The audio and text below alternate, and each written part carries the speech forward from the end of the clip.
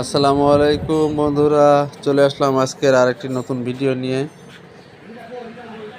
আজ ডিসকভার 100 এই গাড়িটার সিট কভারটা বৃষ্টির পানিতে ভিজে একেবারেই নষ্ট হয়ে গেছে।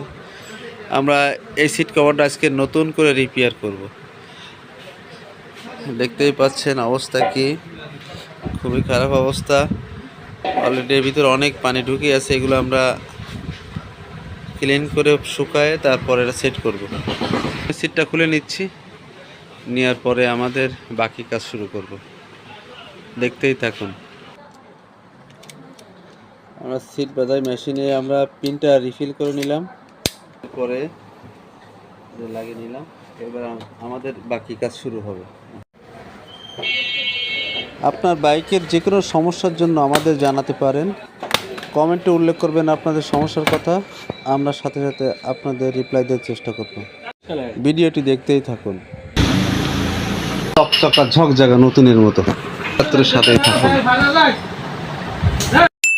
Subscribe to my channel.